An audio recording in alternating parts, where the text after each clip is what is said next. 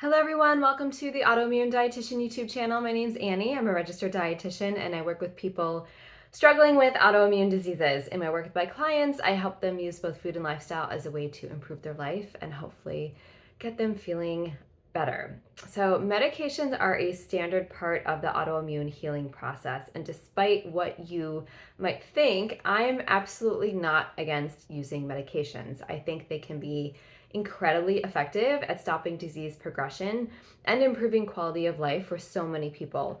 However, I also believe that medications usually aren't enough to get you back to 100%. So today I'm going to cover the different types of medications available so you can make an informed decision with your healthcare provider about the right treatment plan for you. So before we jump in, just need to attach a disclaimer to this video that the information in today's talk is not the substitute for the diagnosis, treatment, or care of disease by a medical provider. This is for informational purposes only. So please consult your qualified health professional for any changes you make to your medical care. Okay, so let's kick off this discussion with usually the first option and the least severe of medications for mild autoimmune disease, and that includes over-the-counter therapies. These are typically used to treat mild pain symptoms and can help with lowering inflammation, swelling, and stiffness. Over-the-counter therapies include aspirin, ibuprofen, acetaminophen or Tylenol, and naproxen or Aleve. These are also referred to as NSAIDs, non-steroidal anti-inflammatory drugs. They work by blocking specific enzymes called COX that produce hormone-like substances, which are called prostaglandins. And those prostaglandins are involved in the inflammatory process. Long-term use of these medications, especially NSAIDs, can increase the risk of gastrointestinal bleeding and ulcers. NSAIDs also increase intestinal permeability, which is a hallmark sign of autoimmune disease. So while they may help lower inflammation, long-term use of these treatments and therapies could be an issue. Okay, so if over-the-counter therapies don't work, or if you're experiencing moderate to severe symptoms, prescription medications might be more effective. There's a wide range of options to use, which depend on what autoimmune disease you have and the symptoms you are experiencing. So most people with an autoimmune disease start off with an immunosuppressant. These medications either target specific areas of your immune system or your entire immune system as a whole to essentially shut it down. By doing this, the immune system stops attacking your own body so you can prevent damage to the parts of your body that are being attacked. So they're great at lowering inflammation and protecting organs and tissues from damage. These are broken down into a few different categories. The first line of defense is a general immunosuppressant that targets your entire immune system. These include things like steroids. So steroids work by stopping the production of inflammatory chemicals called cytokines. This stops the inflammatory process and thus lowers inflammation. So different types of steroids you probably have heard of are prednisone, methylprednisone, and dexamethasone. The next one is hydroxychloroquine or Plaquenil. This medication became more well known during COVID as a potential treatment, but it lacked evidence and effectiveness for treating the virus. However, hydroxychloroquine interferes with immune cell signaling to lower the inflammatory response in the body. It was actually developed as a treatment for malaria, but has since been used for a variety of other autoimmune diseases. Sulfasalazine is another medication that stops the production of prostaglandins, which are needed in the inflammatory response.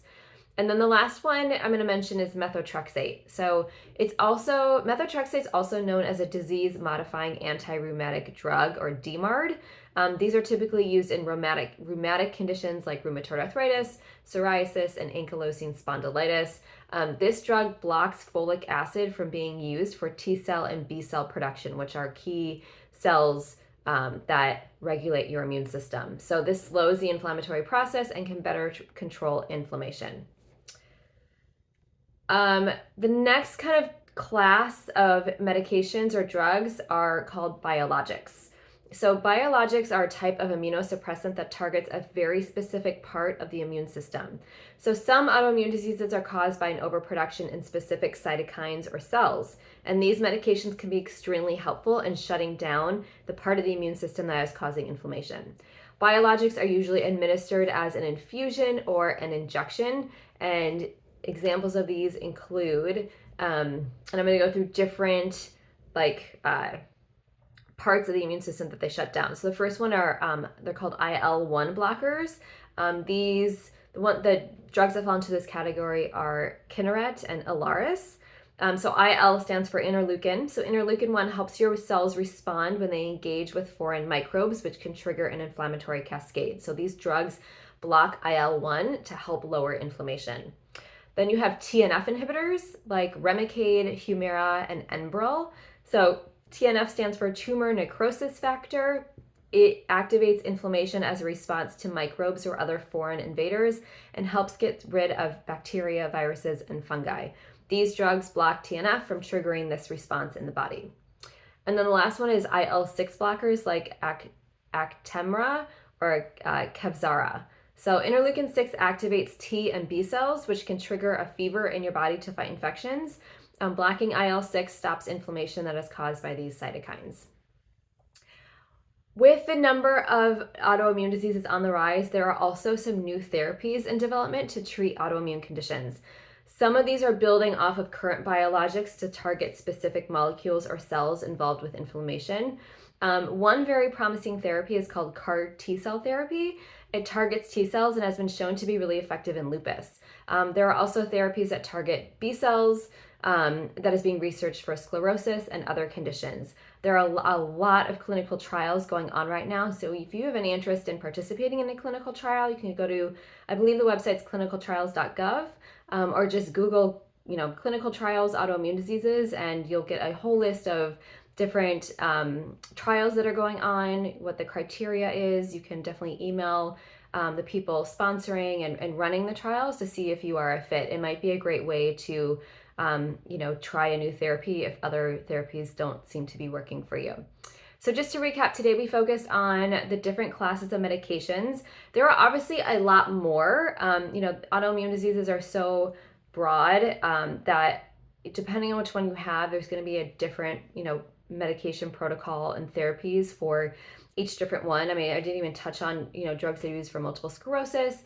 If you have a thyroid condition, there's definitely, different medications that help that. So this is kind of just like the general, more inflammatory issues and kind of the progression that a lot of doctors will take when prescribing medications.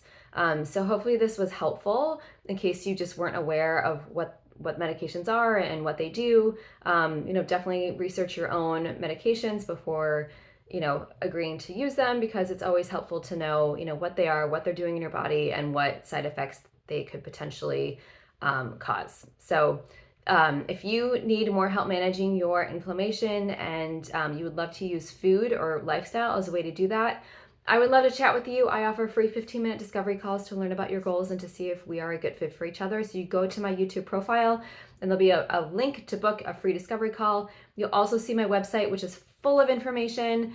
So please go check that out. I've got free downloadable guides for you. I have an extensive blog posts, everything that you need. So hopefully this is helpful. If you enjoyed this video and you'd like to see more of them, please hit the little subscribe button. I do try to put these out about every week. Just trying to give you lots of information to help you live better with your autoimmune disease. So thank you for joining me, and I will see you next time.